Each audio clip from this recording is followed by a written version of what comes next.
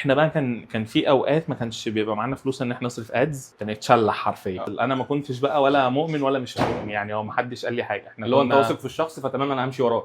بس الحمد لله يعني في خلال مثلا 8 9 شهور اهو عملوا 18000 ولي امر. ابو بكر مدينه نصر. السلام عليكم. الحمد لله ده الفيديو السادس.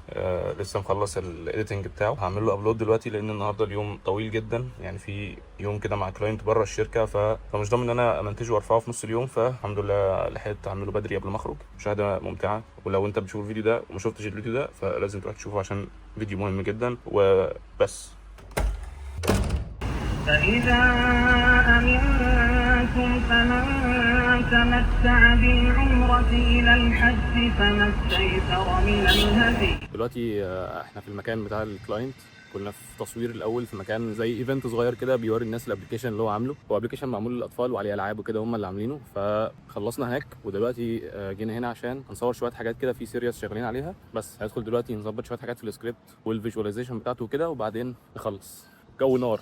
ابو بكر مدينه نصر. ايه الاخبار؟ الحمد لله.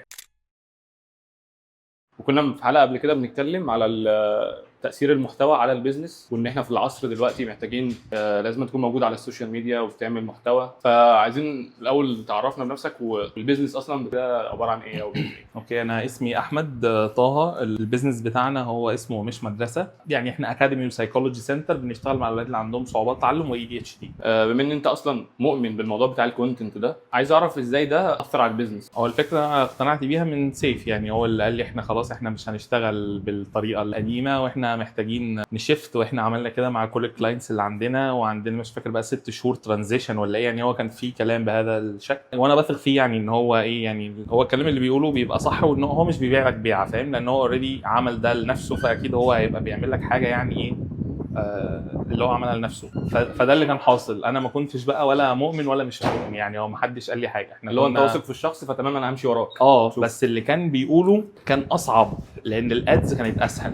يعني فكره احمد هنوصل، ما انا شايف ان انا بالادز بوصل، فاللي هو انت هتعمل ايه؟ وبعدين احنا كنا ادز بقى، اللي هو مثلا احنا اخر بوست نزلناه من سنه ونص، فاهم؟ اللي هو احنا ايه، رايحين نحلب الكونتنت بادز هنجيب اخرها يعني. ففكره ان احنا نتحول ونبقى احنا اللي بنطلع الكونتنت مش هو، يعني هو في الاخر احنا كنا بنقول له ايه، حبه كلام، محمود بيروح يشغل يعني خلاص الدنيا ماشيه، فانا ماليش دعوه، انا بينزل لي ليدز في الشيت بنتكلم ومشغلين الشغل. احنا بقى كان في اوقات ما كانش بيبقى معانا فلوس ان احنا نصرف ادز، كان يتشلح حرفيا. اللي هو الحنفيه اتقفلت حرفيا. كان في اوقات بنصرف فيها ادز وما كانش بيجي حاجه، ما كناش بقى فاهمين ليه. الابروتش التاني بقى ارخم في ايه، انت اللي هتروح تستثمر فيه بنفسك. فدلوقتي الاوضه اتحولت لاستوديو، بقى في اضاءات وبقى في مايكات، يا باشا دي اوضه بنقعد نشتغل فيها عادي. فدي رقم واحد. رقم 2 بقى جزء من شغلانه صاحب المكان. يعني صاحب المكان انا قعدت مثلا 6 شهور بكتب كونتنت، بس بمعنى ان انا بكتب الاعراض وبكتب الحاجات عشان يبقى عندي بيز فني نروح بعدين نلعب عليه كونتنت كرييشن فينفع يظهر. اللي انت بتطلع الخبره اللي عندك بالظبط. والتيم بقى كله كمان بيكتب، اللي شاطر في الاكاديمي واللي شاطر في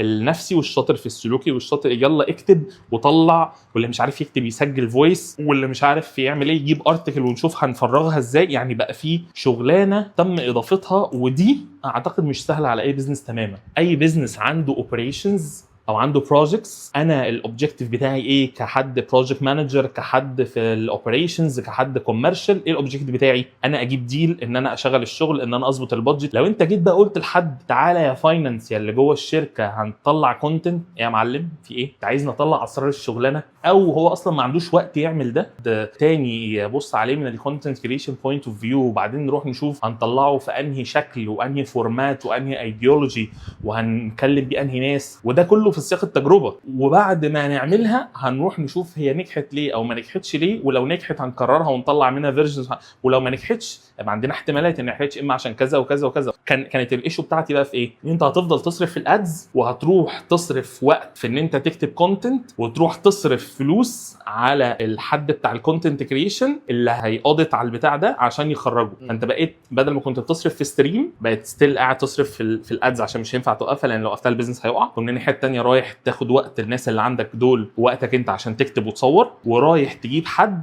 اللي هو من سكول او حد متخصص هو اللي يروح يسوبرفايز على الحاجات دي ويطلعها. يعني الفيديو الواحد كان ممكن ياخد 20 ساعه شغل، كتابه بقى وتنقيح في الكتابه والكلام ده، لا مش صح، الكلام ده غلط، الكلام ده في المراجع، كل احنا بنتكلم ايه حته ساينتفك عشان تطلع الكور العلمي المظبوط. أيوة. ويتنقح، بعد ما يتنقح محمود يعدي عليه، وبعد ما محمود يعدي يروح مديلي 2 3 بقى جوه عندكم يبصوا عليه ومش عارف ايه، وبعدين يرجع لي بفيدباك يقول لي لا مش هو ده. بس سبحان الله الحلو ان اول فيديو طلع احنا صورناه في الاوضه اللي جوه هنا. الفيديو كان نزل اول حاجه على فيسبوك عادي، يعني مش عارف جاب 1000 ولا 2000، يعني انا مش نزل اول فيديو على تيك توك الساعه انت مش عارف 2:34 دقيقه الفجر حاجه كده. ايه ده انا هو ايه ده الفيديو، طب تعالى اتفرج عليه. وبعمل ريفريش، عارف انت بقى الطفل الصغير اللي هو ايه ده هو وصل لكام، فلقيته بيعلى. يعني انا عملت 3 4 سكرين شوتس في 10 دقائق، لقيت ان الارقام بتاعته حلوه قوي، فنمت وقمت لقيته واصل 40,000. والناس كمان قاعده بقى ايه ده، ده انا عندي كده. الناس قادره تريليت للي حاصل من كرم ربنا. مش فاكر في الفيديو ده ولا فيديو تاني بعده كنا في نفس الوقت عاملين بارالل كده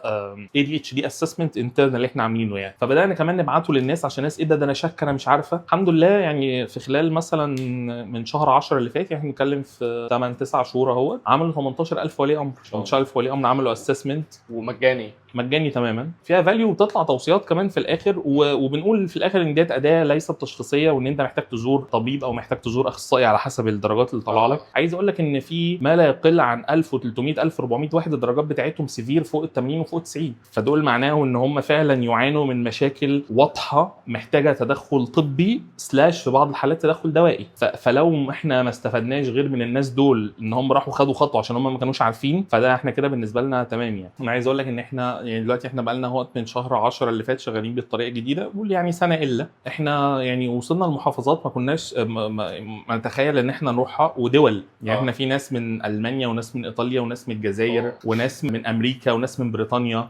كل دول بقى اما اخذوا كونسلتيشنز فور فري، اما اخذوا اشتغلوا معانا كمان دايركتلي، اما عملوا اسسمنت، اما اخذوا يعني بيبعتوا لنا مسجز. احنا راضيين مثلا على فوق ال 200,000 رساله. انت متخيل كم الامباكت اللي اتعمل، شكله عامل ازاي، شكل التاثير عمل ازاي. عملنا شيت، عملنا بتاع 300 400 شيت الناس اخذوه فور فري اشتغلوا بيه في البيت. ففي حاجات كتيره خلتنا احنا كمان نتشجع لما لقينا الناس بتخبط الباب ايه ده احنا عايزين، خلتنا احنا انترنالي يلا نقوم دلوقتي نشوف ازاي ممكن نساعد الناس في مشكله نقل من على السبوره، هنعمل لهم ايه، نساعد الناس في مشكله كذا. وهنا مساعده لمجرد المساعده، بنعمل شيت ونبعته لهم PDF، روحوا اطبعوه، روحوا نفذوه، روحوا اشتغلوا بيه بدون ما ناخد اي مقابل وبدون ما نستنى منهم اي حاجه، واحنا اصلا مش عارفينهم يعني ما فيش اي سابق تعامل ما بيننا. ولكن بتسمع بقى دعوات يا رب مش عارف ايه، بتسمع بقى حاجات اللي هو انت اصلا بتبقى عايز تزود بالظبط، يعني حاسس انه الحمد لله الناس بتستفيد. لو في حد دلوقتي في الوقت اللي احنا فيه مش مصدق او شايف اللي بيتعمل ده برضو اي كلام يعني تعال بص دلوقتي، انت مثلا انت رايح تشتري نظاره، رايح تشتري تي شيرت، انت بتشتري بايه؟ هتخش تبص تدور على النت تشوف الويب سايتس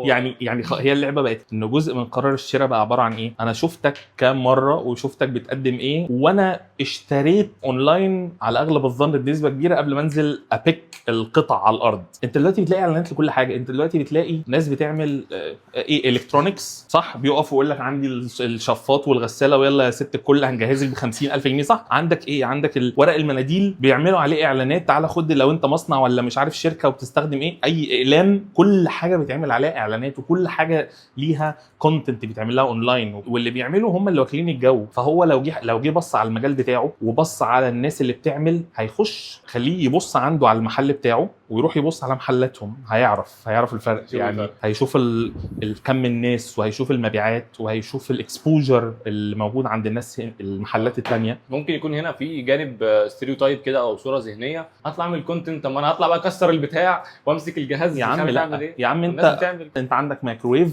تعالى قارن لي بين 3 انواع مايكرويفات موجوده وقول لي سعر كل واحده فيهم وقول لي معنى الوات اللي مكتوب ده ايه وقول لي ازاي هستفيد او ده احسن في ايه وده احسن في ايه وده احسن في ايه. لو انت عندك يا سيدي محل، لو انت بتاع اقلام تعالى افتح وريني الاقلام المناسبه للسبوره اللي مش عارف ايه وايه الفرق بين القلم اللي بيعمل ايه يعني احنا ليه اشترينا المايك ده من المحل ده مع هو موجود عند 500 محل تاني عشان المحل ده كان عامل عليه عرض. طب انا عرفت منين ان هو عامل عليه عرض؟ عشان هو طلع قال لي انا عامل عرض وديت المايكات وتعالى خد مش عارف يعني ظهر لي. فهو لما ظهر لي بقى نسبه او احتماليه ان انا اشتري منه اعلى من الاخرين اللي انا ما اعرفش ان هم موجودين اصلا، رغم ان هم يعني الراجل ده انا رحت له مسافه، رغم ممكن في واحد جنب البيت البيت عندي، بس هو ما قاليش، رغم ان هو جنب البيت فهو ما وزعليش كارت، وفي نفس الوقت ما قاليش ان انا موجود. انا ما اعرفش ان انت هنا يا معلم. هتطلع تقول ايه بقى جوه؟ ده بقى ممكن يبقى قصه بقى كبيره. انما الكونسيبت ذات نفسه ان انا مش هقول، لا انت لازم تقول. هتقول ايه بقى؟ في بقى 500,000 حاجه ممكن تقول. هو هنقول حاجه اخيره عموما للناس اللي ممكن تكون هتتفرج على ده. للناس اللي ممكن تكون تتفرج، فكر في حاجه انت شاطر فيها قوي في المجال بتاعك او انت بتعرف تعملها، واطلع فيد الناس بيها بكاميرا سيلفي كده. اطلع قول لهم كلمتين،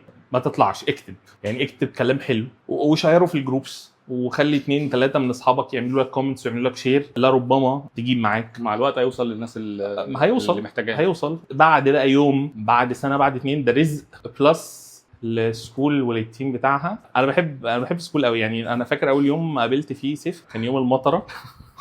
كان يوم عبقري، اليوم اللي هو جه بعده بقى كل البلاوي. الناس يعني التيم حلو قوي، انا بحب الناس كلها اللي فيه والله. يعني من اكبر حد لاصغر حد، من اقدم حد لاجدد حد، فيهم روح مختلفه، مش بيبيعوا لك الخدمه، الفاليو عندهم قيمه مهمه جدا. يس. جامد. جامد.